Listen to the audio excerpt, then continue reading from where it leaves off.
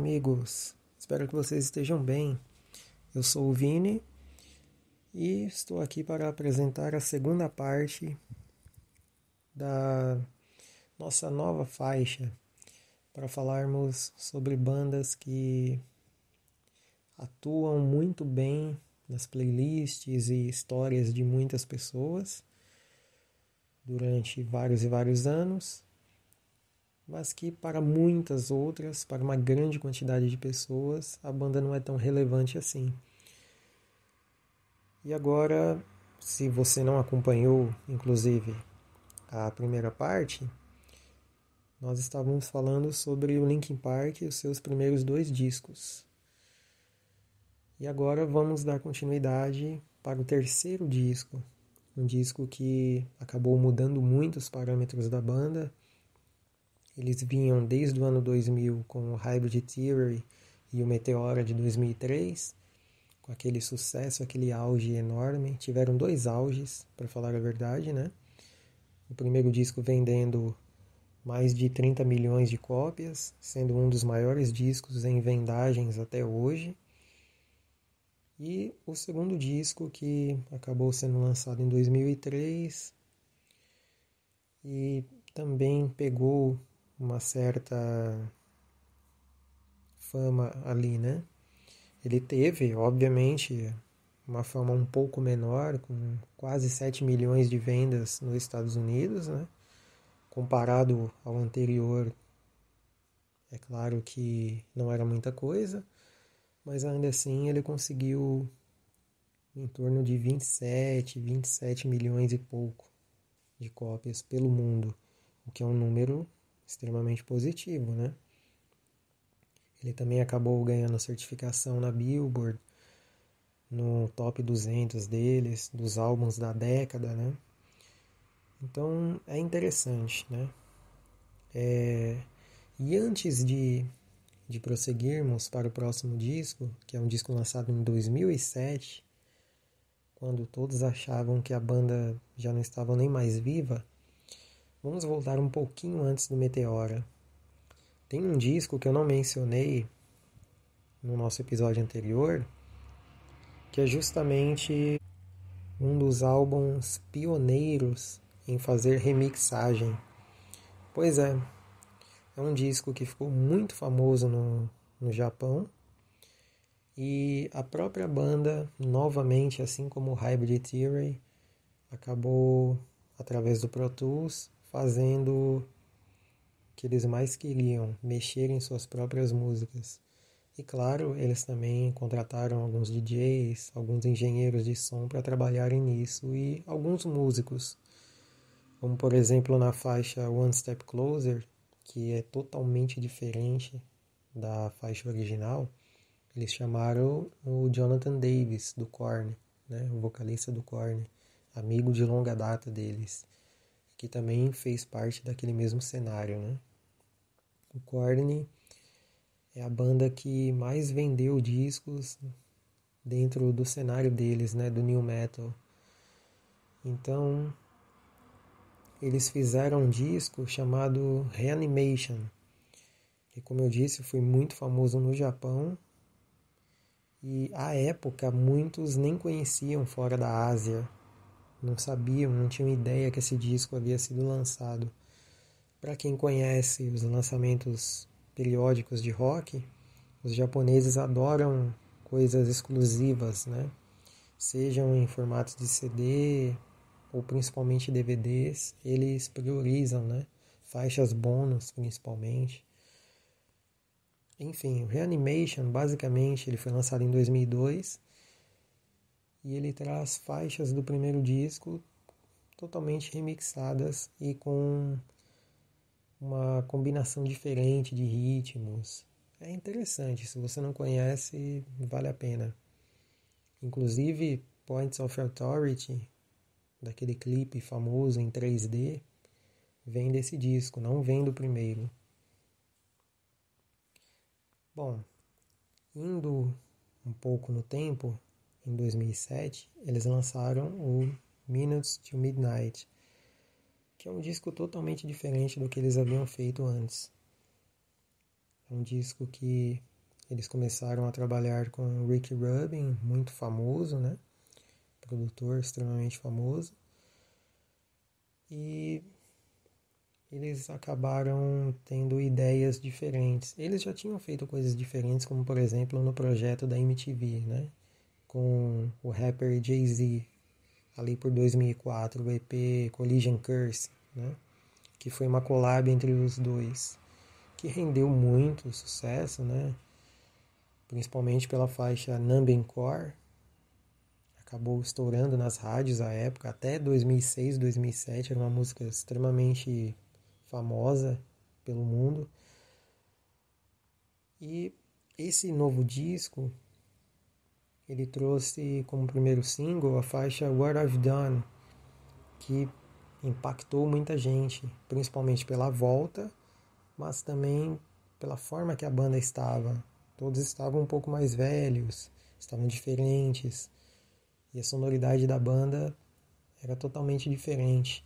Tinha sim uma base ainda dos primeiros discos, mas era muito mais um rock alternativo do que o chamado new metal que a gente conhecia.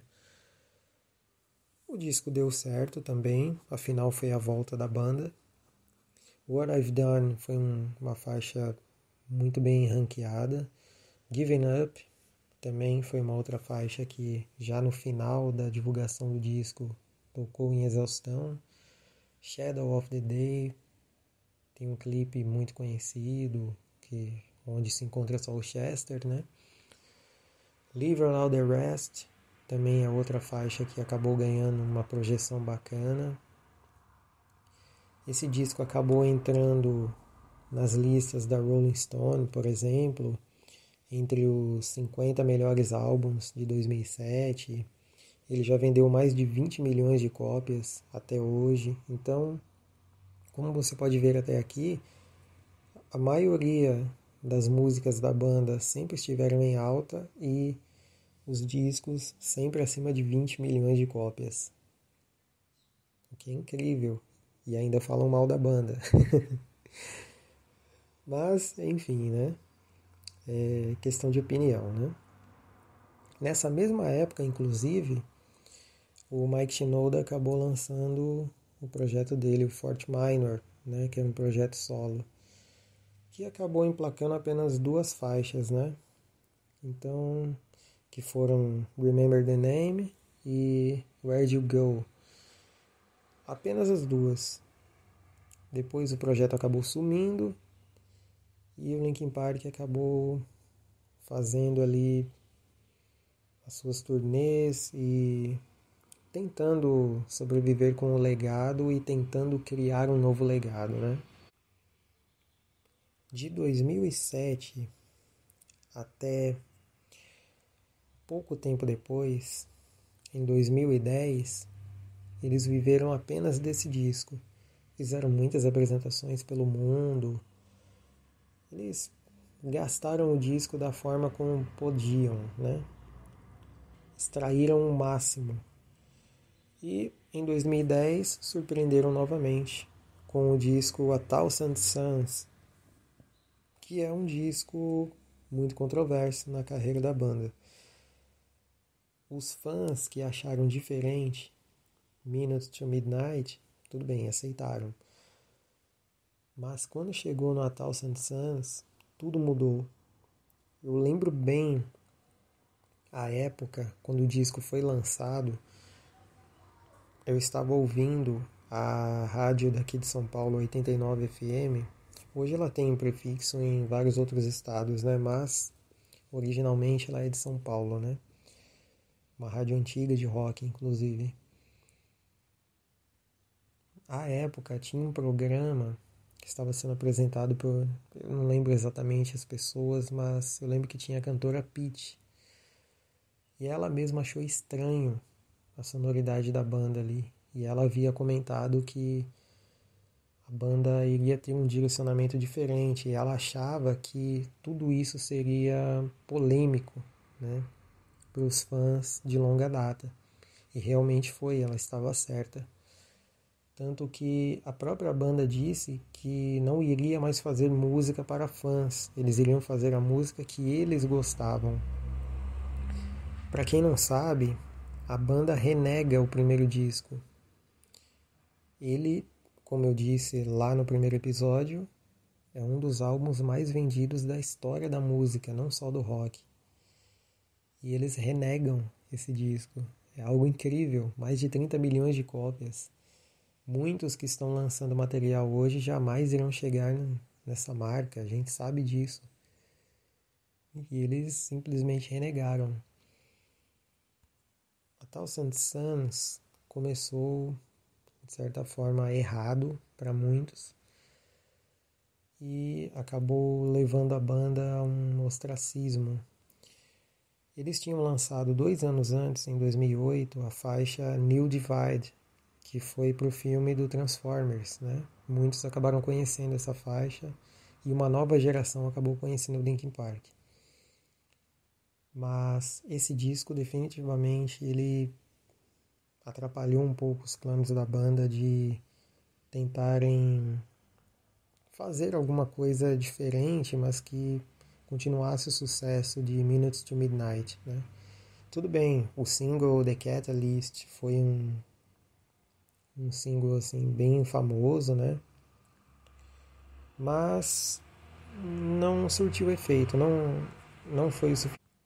Esse disco ele ainda teve uma outra faixa chamada Waiting for the End, que também chegou a tocar bastante nas rádios, mas nada que você pudesse falar, caramba, esse disco ele realmente, né, ele mexeu de novo com os fãs de uma forma positiva. Não teve como defender. Até o fã mais assíduo da banda não curtiu. Tanto que o disco ele teve 845 mil cópias vendidas nos Estados Unidos e ele só teve certificação de ouro.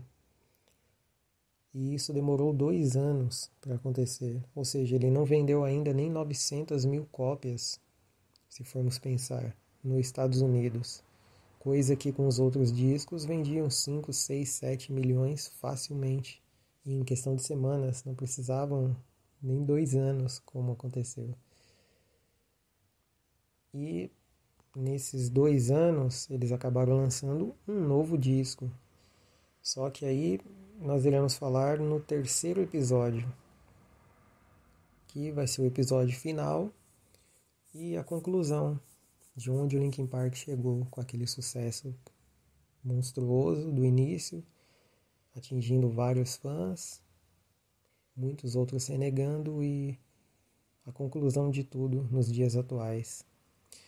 Se você gostou, não deixe de compartilhar, não deixe de recomendar e nos siga nas nossas redes e também aqui no nosso podcast.